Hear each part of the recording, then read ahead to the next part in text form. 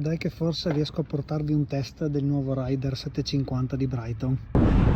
Finalmente riesco a portarvi un altro video in bici. Allora, i punti sono diversi.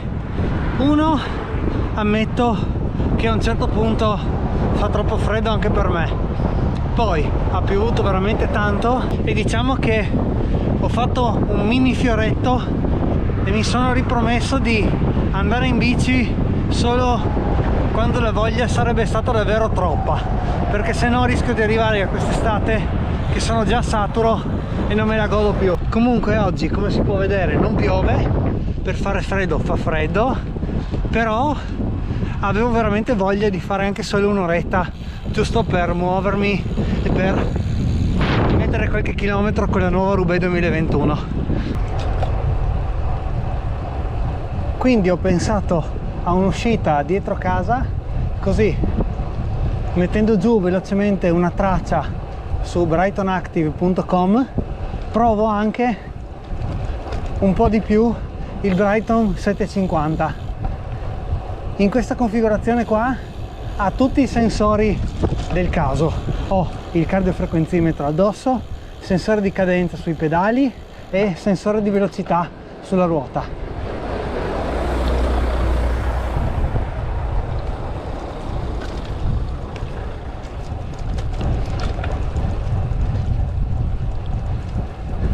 Per provarlo faccio un paio di volte su e giù, direi 3, sulla salita a Redipuglia. Si va.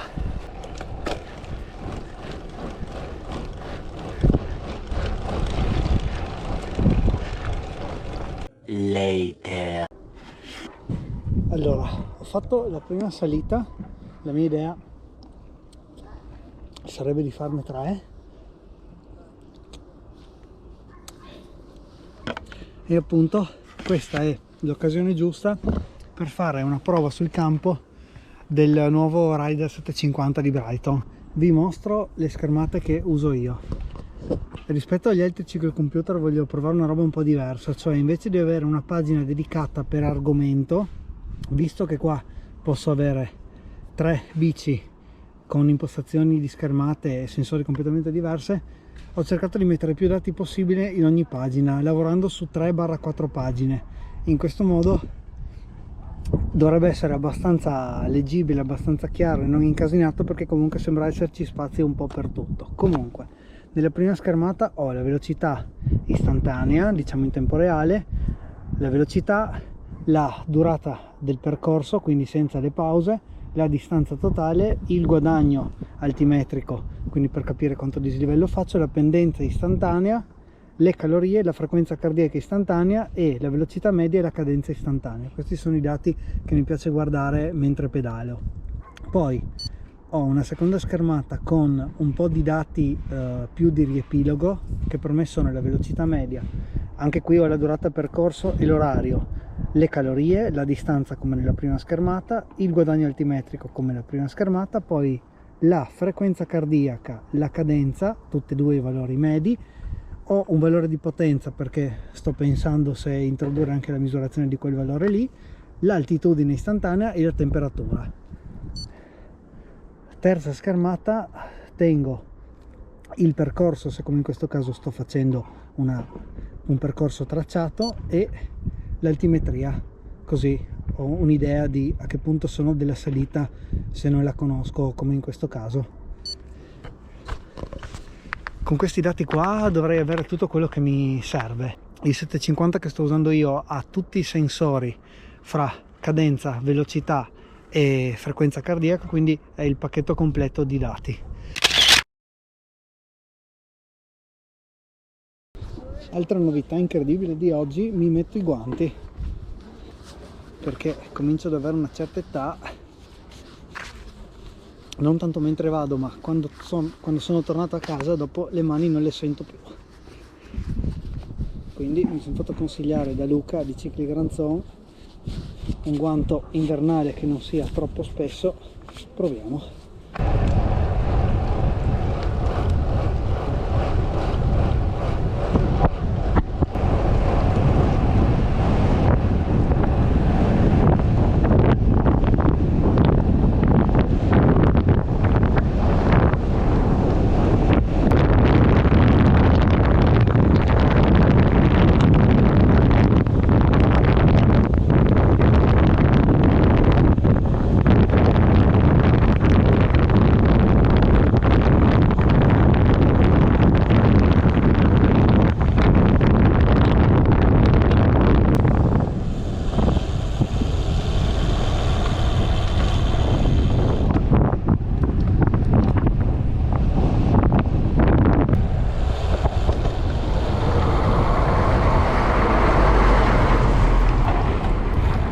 prima discesa fatta, adesso torno su almeno ancora una volta, poi devo vedere come sono messo con i tempi e vi mostro ancora un po' le schermate che uso. Andiamo.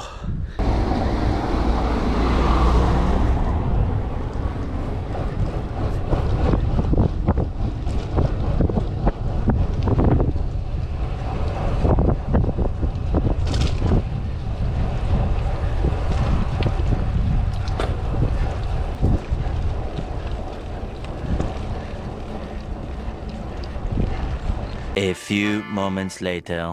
Ok, sono praticamente arrivato in cima, è la seconda salita, adesso l'ultimo strappetto, ma vi mostro qual è l'idea con cui ho costruito le schermate che uso adesso sul 750, se avrò fiato per farlo. Comunque, la mia idea, come dicevo, è avere una schermata dove ho tutti i dati che mi piace guardare mentre vado, quindi non dovrei aver bisogno di cambiare tanto con i tasti, che effettivamente, essendo a destra e a sinistra, sono molto più comodi rispetto al 450 e all'860 che avevo prima, perché qua sotto era veramente difficile andare a pescare i tasti. Qui ho tutti i dati istantanei più le calorie e il guadagno altimetrico. Seconda schermata, tutti i dati di riepilogo con alcuni dati istantanei, giusto per tenerli sempre sotto controllo, e poi navigazione, che è questa schermata qui. Adesso si è aggiornata con la traccia che sto seguendo, con le informazioni per la prossima svolta e il tempo a destinazione. L'ultima schermata c'è l'upgrade che mi interessa di più, arrivando dal 420 e dall'860, la schermata con lo schema altimetrico, così posso tenere sotto controllo a che punto sono della salita, appunto, se non la conosco. Comunque sono arrivato, seconda salita fatta, torno giù subito. Anzi, qui più avanti, invece di proseguire sulla discesa a destra, potrei fare un piccolo fuoritraccia andata e ritorno, anche perché poi la strada diventa sterrata, così vediamo cosa succede quando si fa un fuoritraccia. Effettivamente, ripensandoci, una pecca che avevo riscontrato sull'860 era appunto fare il fuoritraccia. Il sistema si incasinava un po' e cominciava a dare un po' di numeri e non si capiva più se si era effettivamente fuori traccia o meno. Qui vado a sinistra.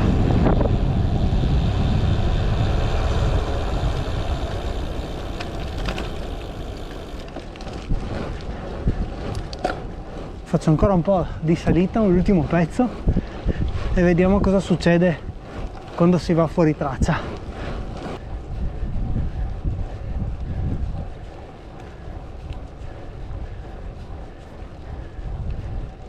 Allora, effettivamente il fuori rotta è più chiaro rispetto all'860 che ho sempre usato per navigare, e rispetto al 420 non c'è paragone, ovviamente, per la qualità delle mappe e tutto il resto.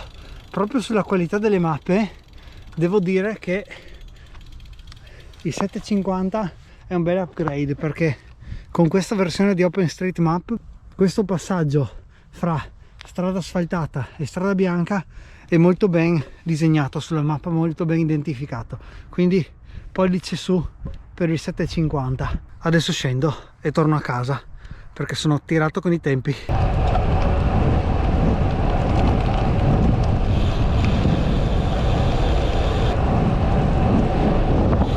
Posizione vietata dall'UCI.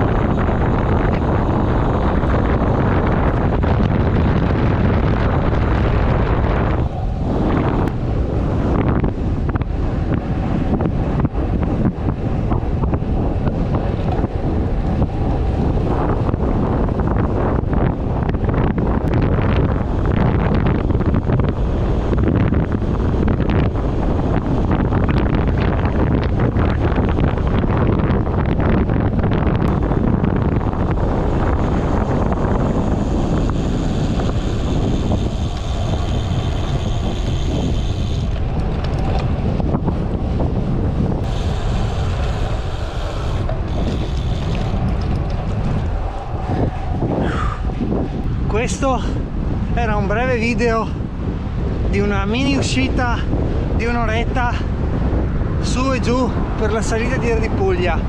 Così ho fatto anche un primo mini test del Rider 750 di Brighton con navigazione di una traccia preimpostata.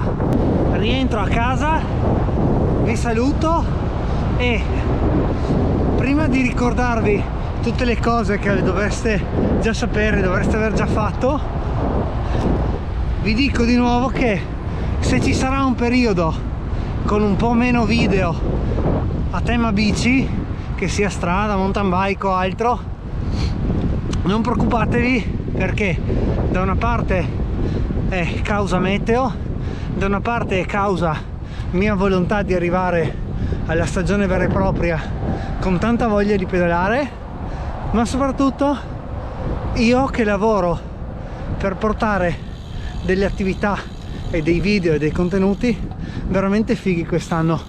Veramente sto facendo un lavorone con un po' di aziende e organizzatori vari, quindi vi ricordo come sempre di iscrivervi al canale col tasto qua sotto, lasciare un like se vi è piaciuto il video o un commento se volete chiedere qualcosa. Ci vediamo al prossimo video di argomento vario e ciao!